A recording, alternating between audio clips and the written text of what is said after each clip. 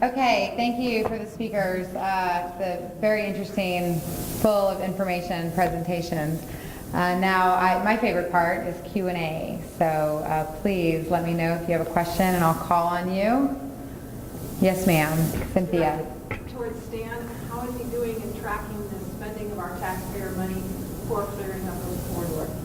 Okay, so the question is from Cynthia, how is Stan or FORA in general tracking spending of taxpayer money for the cleanup of corridors?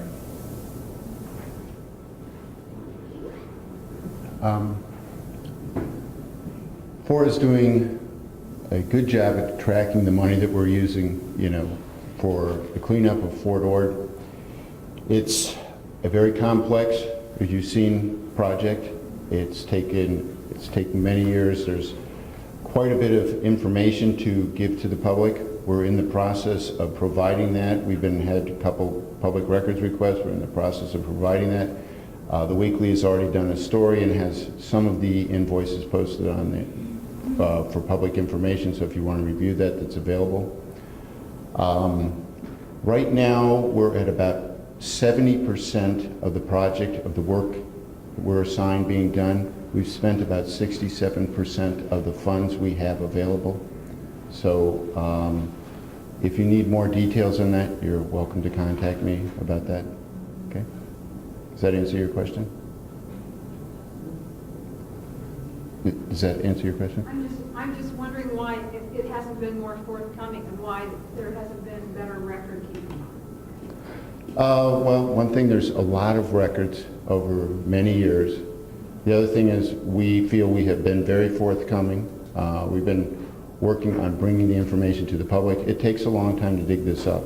So that's my best answer for you. Okay. Gentleman in the back? I noticed on the screen there was a public plan proposal meeting. I think that's what it was. In advance of that, of the acreage that's being cleaned up, is there a kind of a basic idea of how much is needed set aside for housing, how much for business, and how much for open space or / recreation? Is there anything preset right now with that? Or is it all up for grabs for businesses to develop? Or Tom Moore might be the best person to answer that question, but I'll let Stan from FORA give a shot at it. Okay, I do munitions cleanup. That's my disclaimer there. The Fort Ord base reuse plan was adopted by FORA in 1994. That set out an agreement between the communities of what the property would generally be used for on the former Fort Ord. The actual uses, the specific uses, are done by the jurisdictions. They then come back with those projects as proposed, and FORA says, oh yes, they meet with the requirements of the base reuse plan, or they do not meet with those. We don't set the actual uses of those properties. We don't make the actual uses of those properties, the jurisdictions do. Yes? What are you going to get rid of those concrete buildings out there? Are they ever going to get torn down, or is that? The ones in Seaside? Would those be the ones you're talking The ones about? that are right up on university property, right opposite. Okay. Some of those are owned by the university, and we're working jointly with the university for a grant to go out to the Office of Economic Adjustment, which is the military's part of the DoD to provide funding for closed bases. We've jointly applied with CSMB for a grant to try and move the removal of those buildings along. So I don't have an exact answer, but we are working on it. So just a follow-up really quick, there's been two questions now, one about the existing blight in Fort Ord. From what I understand, some of the blight along Highway 1 is part of developments that have already been approved. So the Dunes development, Marina Heights, Cypress Knolls, which there is an entitled development, but there hasn't been, they haven't secured an actual developer. I think the city of Marina is trying to scale it back. So some of that blight sort of exists in developments that are still to come, but there is some blight that exists that isn't part of any development that is just sitting there, that I believe FORA is responsible for, or the city of Seaside is responsible for. There's a agreement between one or the other, and anyway, so the answer to your question is who knows when that blight's going to come down, in other words. But that's not, some of the blight that you do see is part of, the Dunes development for one, and that developer is responsible for removing that blight as far as I understand. Julie Engel might be able to correct me.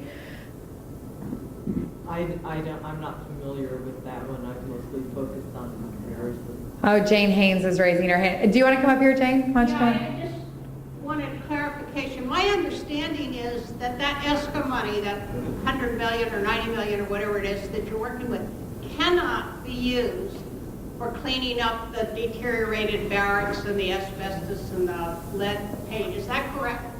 Yeah, Stan's shaking his head that is correct, but that still doesn't answer the question of like how and when that blight is going to be removed. I mean, that just says ESCA money can't be used to remove that blight, but that doesn't answer the question of when the blight is set to be removed. Is there any other questions? Yes, sir. Is this money that you say that you have, are you subject to annual appropriation under Congress, or where's the money come from? Or is that just a separate fund that's already been appropriated and now you're just going to spend it over the upcoming year? So that's a good question. I'm just going to repeat the question for the sake of we post these videos on our website. The question is, the money that FORA has already been given for munitions cleanup, is that something that has to be reappropriated every year or every couple of years, or has it been appropriated once and they have that money to deal with? Did I characterize that? Yes, the money was given to us in entirety in 2007. We've been working with those funds. We have to work within those funds. We don't go back and ask the Army for more money. Another question? Oh, Jason? Yeah, I think for Stan, of the 3,340 acres that I think the Fed is responsible for, how many acres would you say do not require any cleanup? I'm sure you investigate or whatever, I think you call them track 0 and track 1 with plugins or something like that. That just require paperwork and no cleanup. You might repeat the question. Okay, how much of the ESCA properties required no cleanup at all? And just investigation. The closest we have to that is what we call our County North Track 1 property. I don't know, I'm going to ask somebody, does anybody have a number on that, about how big that was? Is that like,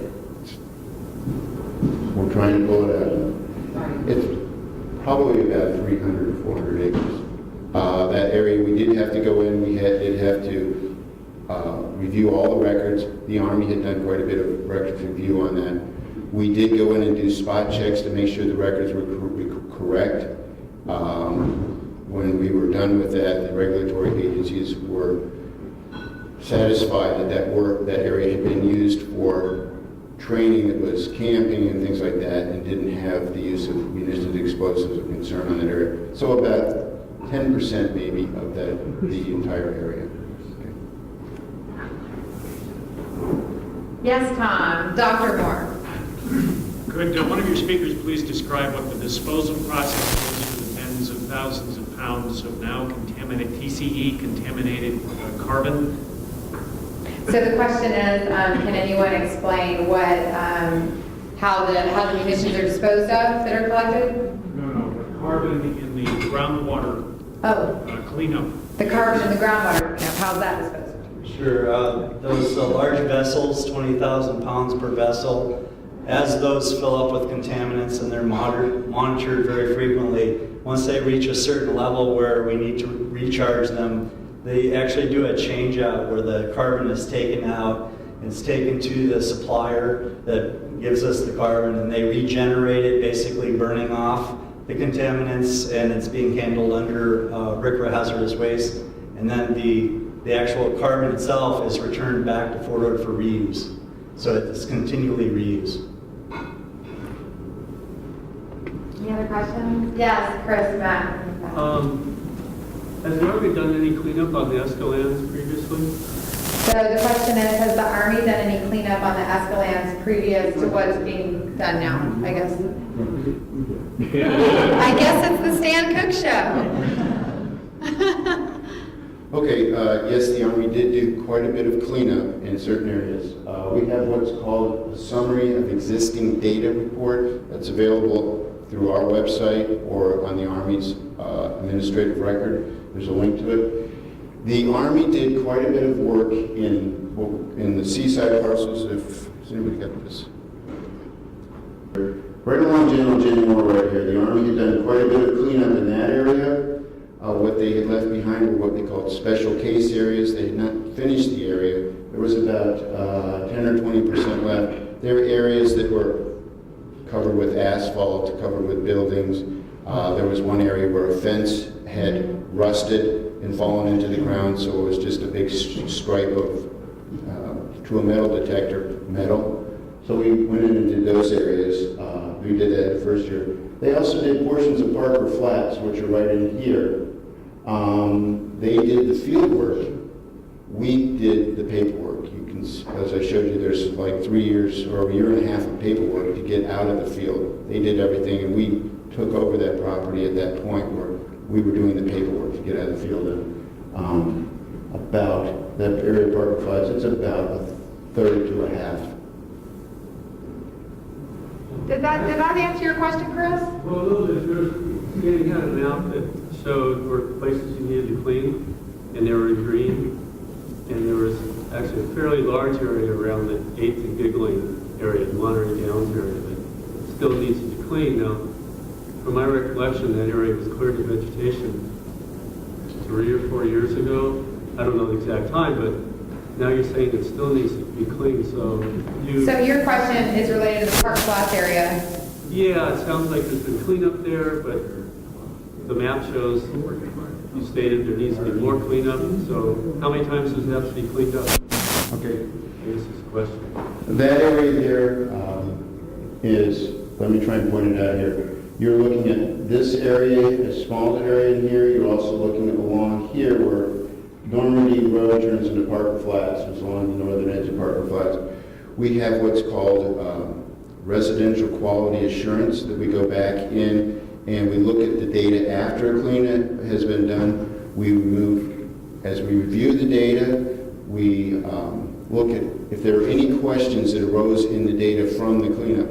Was it an area that was hard to find, to get into? Was it an area that was obstructed with things that might be hard for our equipment to detect munitions in that area?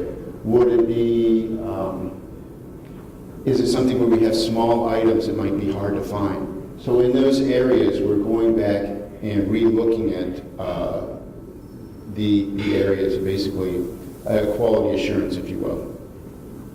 Okay, does that help with your question? It does. It seems like in Monterey Downs site now, it looked like the area of cleanup was around what we call the green finger. The oak finger, you know. Yeah. You call it the finger, good. Well, the oak oval, whatever. But anyways, it seemed like some of the area you were talking about is in the Horse Park region, not necessarily the residential portion of Monterey Downs. So you mentioned that it has to be cleaned up to residential standards, but the intended use by the proposed development there is horse stables. It's a question that kind of came up. I was surprised to see so much cleanup in that area. Mm-hmm. Well, that's an area we do have to go back into for this residential quality assurance. Okay. Right. It doesn't mean that will necessarily be residential within the project. And so then how are you going to have it go through it, or what's the process? That can't be determined at this time. We have to go in there and start looking and seeing was it one of the criteria? Was it small items that we were having a hard time identifying? Was it vegetation in the way? If it's vegetation in the way, that may be a reason to remove vegetation. Okay, but I don't have that information. Julie, did you have a question?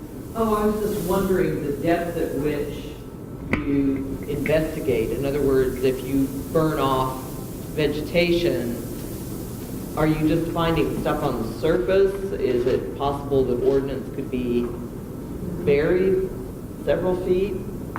That's a good question. The question is the extent of when they initially look. Is it do they burn off and just look at the surface of what there is to find, or do they go beneath the surface to see what munitions cleanup has to happen?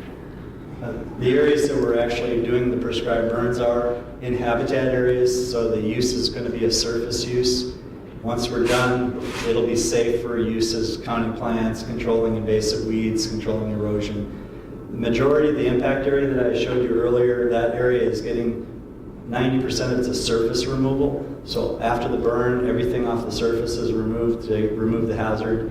The roads and trails that are used by the public in the future and the perimeter of each fuel break will be cleared to depth to make it serviceable in case there's a wildfire. Bulldozers for controlling fuel lines. It's a 45-foot wide network that basically separates all of those burn units. That will get the removal to depth. And can I ask a follow-up question on the burns? There's recent studies of maritime chaparral that indicate that it does not benefit by frequent burning. That in fact, burning of maritime chaparral is a very rare occurrence. Right. So in the management of those areas in the future, what is the plan for frequency on burning? Well, I don't know if Eric Morgan's here from BLM, but the way it's set up is the Army is not intending to go back and burn these units frequently over and over. I mean, once we burn it, we clean it, it's done. Once it's all done, we'll transfer to BLM, and then they'll have a burn rotation for the habitat recovery. And I believe it's 25-year rotation. It's like 1,000 acres every 10 years, something like that. So it's a lot less frequent than what the Army is doing. We're trying to burn and clean it to make it usable for the public. Thank you. Yes, ma'am. Yes, my name is Ron Feldman. I'm the director of the Full Board Environmental Justice Network. Yeah, I believe you called our office today.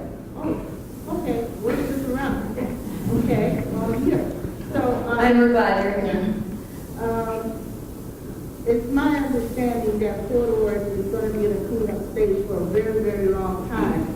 And the most, what we're really dealing with out there is a lot of groundwater contamination, lead in the soil, these buildings that's been standing forever with lead-based paint and asbestos, and the fact that there has to be a good process when these buildings are brought down so that this stuff is not getting in the air. We're already having the problem with the prescribed burns where people, the public is breathing this toxic smoke because there's chemicals laid on the ground first to encourage the burn to burn faster, and then you have chemicals to keep the burn within a certain perimeter, and whatever else is also on the ground is burning also. So we're trying to look at how the public is going to be safe, as well as the fact that we need to get on with creating jobs and all that. So it's not a simple process at all. And the information that people need to have in order to really look responsibly at what should happen and what needs to happen is really not that easy to get. So your question is one of information. How does one collect information about the cleanup? Good information. Good information. Oh, well, you added that qualifier. So I don't know. Let's ask. I mean, I imagine you're looking for the information to come from FORA and the Army. So FORA, Army, do you guys want to lay out how people can get only good information about the cleanup? Sure. Because it's a good question. I mean, how does the public stay informed about the cleanup? Sure, and I mentioned earlier we have a website, fortworthcleanup.com. It basically has all of the documents that have determined how we clean things up on Fort Ord and the results of the cleanup. And I just want to address your comment about the toxic smoke, Ms. Stone. We've been receiving a lot of comments in the past from the Fort Ord Environmental Justice Network, and we've responded to all of those comments. If you go to the fortwardcleanup.com website, you can find responses to all of the comments? Yeah, I found the response. Okay. They're not the responses that needed. Okay. As far as the toxic smoke goes, the Army did do a very thorough air evaluation in 2003 when we burned some of the worst ranges on Fort Ord. It was an area that was very heavily contaminated with rockets and rifle grenades, a large area, and it actually ended up getting out of control, as most of you know, back in 2003. And actually we had a very good network of air samples, and what we were looking for is explosive constituents in the smoke, as well as metals, anything that may be harmful to the public, because our job as the Army is to protect human health and the environment. And what the smoke results actually came out to show is that our burns actually have the same elements that you would find in a normal wildfire and a normal burn.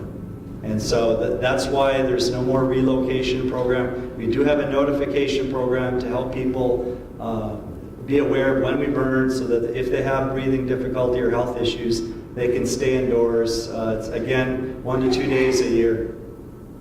Okay, we have time for one more question. Janet Brennan.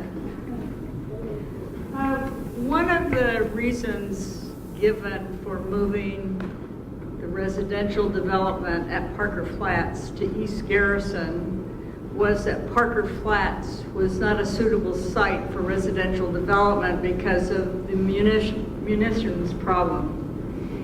And now, you know, we're in the middle of cleaning up Parker Flats. So and maybe Stan Cook can't answer this because it's a land use question, but my question is, what has changed? Was that just an interim decision on the part of the county? Because now we're talking about residential development in that area. So do you have any response to that? So Janet's question is, the area that is known as Parker Flats was slated for development at one point, but then it was determined that it was too polluted with munitions, so that residential development was moved to what we now know as East Garrison. And now, as many of you may or may not know, Monterey Downs development is that there's some talk of putting residential development at Parker Flats. And so Janet's question is to the panel, if sort of what's the status of that? Was that a temporary designation that no residential at Parker Flats, or was it a permanent swapping of designations? I do not know. I really don't know. So the person you'd have, probably the best person to answer those questions would be Steve Ensley at our office.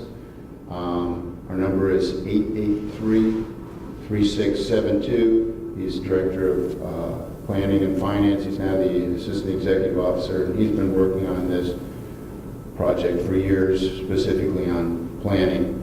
So he would be your best source for that information.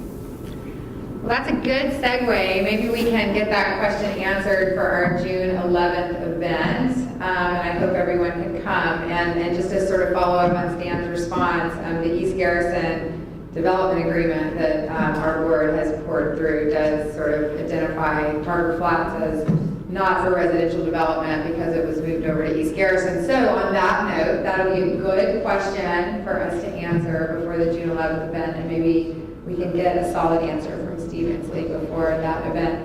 So I just want to say one more thing before I close.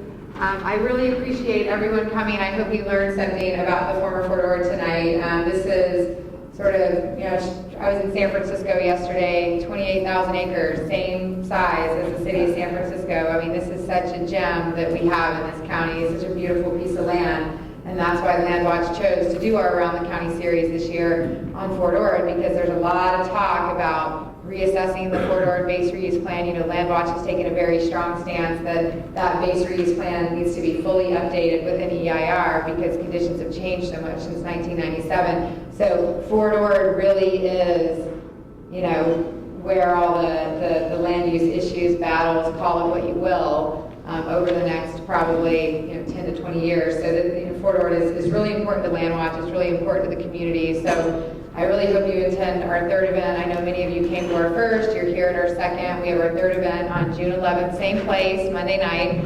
And then very quickly, tomorrow night, beginning at 5, and I found this interesting, KSBW Channel 8, there's going to be a virtual town hall meeting. So the 3 candidates for the 5th district, we all know who they are, Mark Del Piero, Dave Potter, and Carmelita Garcia, will be answering questions via online. So it starts at 5 o'clock on Channel 8. And so if you have questions about issues related to Fort Ord, about Monterey County, whatever, you can email the candidates and they will be answering them live online. So ksbw.com if you want to participate. Like I said, that's tomorrow at 5 o'clock, the 5th district race, which is an important race in Monterey County. So again, thank you for coming. I really appreciate it. Thank you to all the speakers for your time.